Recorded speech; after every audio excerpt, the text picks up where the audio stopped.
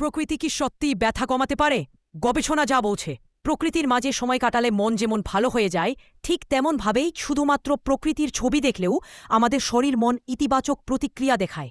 এমনটাই বলছে সাম্প্রতিক এক গবেষণা।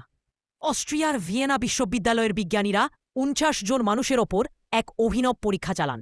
অংশগ্রহণকারীদের হাতে হালকা বৈদ্যুতিক শক দিয়ে তাদের সামনে ৩ ধরনের দৃশ্য দেখানো হয়: সবুজে ঘেরা প্রকৃতি, শহরের দৃশ্য আর অফিসের পরিবেশ।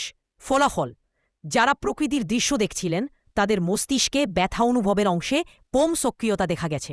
অর্থাৎ প্রকৃতির দৃশ্য তাদের ব্যথার অনুভূতি কমিয়ে দিয়েছে। গবেষকরা নিশ্চিত হতে চেয়েছিলেন এটি শুধু প্লাসিবো ইফেক্ট কিনা, অর্থাৎ বিশ্বাস থেকেই উপশম।